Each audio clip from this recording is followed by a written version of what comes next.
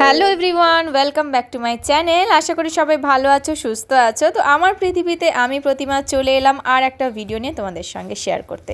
তো বন্ধুরা দেখে ভাবছো যে বাসে করে মা ছেলে কোথায় যাচ্ছি। আসলে অনেক দিন পর, অনেক মাস পর যাচ্ছি বাপের বাড়ি। তো সকাল সকাল ওর বাবা আমাদেরকে বাসে তুলে দিয়েছে, তাও এখন বাজে 8:30। তো বাস ছেড়ে দিয়েছে, তাও আমরা পৌঁছালাম এসে গিয়ে তখন বাজে 2:20 কি 15 এরকম হবে, 2:15-20 লেগে গেছে পৌঁছাতে।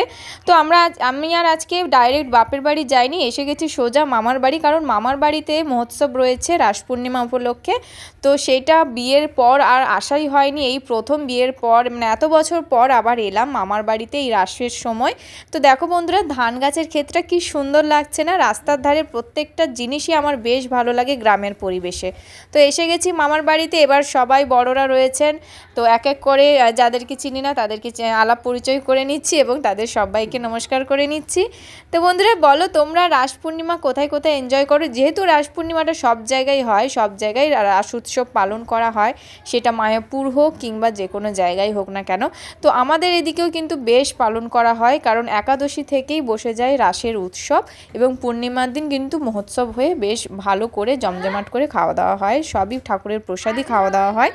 তো দেখো বন্ধুরা, কথা বলতে বলতে কিন্তু এখানে সবার সঙ্গে আলাপ হয়ে গেল, নমস্কার করে নিলাম। এই ছিল ভাইয়ের বউ, মানে মামার ছেলের বউ। তো আমরা এলেও ভীষণ আনন্দ হয় আর আমরাও আনন্দ পাই ওকে দেখলে, কারণ ওর সঙ্গে বেশ ভালো আমাদের জুটিটা জমে। তো এদিকে সবাইকে নমস্কার করা হয়ে গেছে আমার, আবার বোনও নমস্কার করে নিল সবাইকে।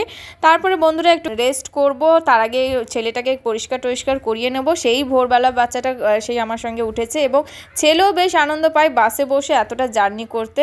আর এসেই দেখো দোলনা ধরে নিয়েছে, দোল খাচ্ছে। তো এইদিকে আমরা বিকেলবেলা হয়ে গেছে, এদিকে বিকেলবেলা আমরা সবাই রেডি হয়ে গেছি, যাব ক্লাবে যেখানে অনুষ্ঠানটা হচ্ছে। তো সেটা দেখাবো তোমাদেরকে। পুরো ভিডিওটা কিন্তু একদম স্কিপ করবে না, সাথে থাকবে, কারণ এই দৃশ্য সবসময় পাওয়া যায় না। শহরাঞ্চলে তো থাকেই না, একমাত্র গ্রামাঞ্চলেই থাকে। তো সেইটা আমি চাই না তোমরা মিস করো। তোমরা অবশ্যই দেখো পুরো ভিডিওটা, আশা করি তোমাদের ভালো লাগবে।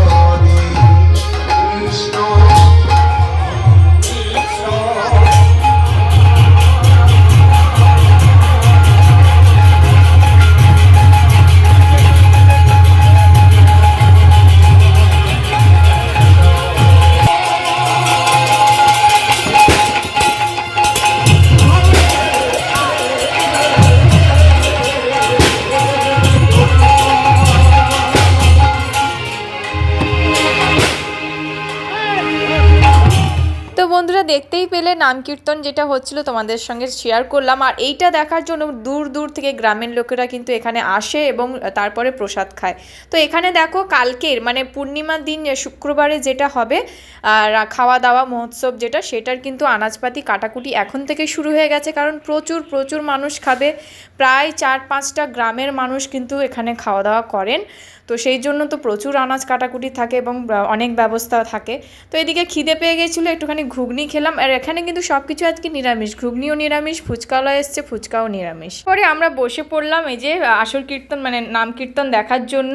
আর দেখতে দেখতে দেখো এখানে ঠাকুর দর্শনও করে নিলাম। গৌরাঙ্গ মহাপ্রভু রয়েছেন, রাধা মাধব রয়েছেন এবং এত সুন্দর এভাবে সাজিয়েছে। দেখো বন্ধুরা সমস্ত ঠাকুর তোমাদেরকে দেখালাম। এটার একটা ছোট্ট রিল বানিয়ে আমি শর্ট ভিডিও বানিয়ে ইউটিউবে দিয়েছিলাম আমার চ্যানেলে, তোমরা দেখেছো আশা করি। দেখা হয়ে গেল, এবারে গিয়ে বসবো, কারণ ওখানে বসলে পরে বাতাসা হরিলোট হবে, যেটা হচ্ছে মেন আকর্ষণ, বাতাসা হরিলোট। এবং বাতাসা হরিলোট পরেই কিন্তু আমরা প্রসাদ গ্রহণ করতে চলে যাবো, না প্রসাদ খাবো, যেটা ঠাকুরের প্রসাদ রান্না হয়েছে। বাতাসা হরিলোটের সময় কিন্তু মাথাটাকে খুব বাঁচিয়ে রাখতে হবে, কারণ কার মাথায় কোথায় কি পড়ে যাবে খুব মুশকিল বলা।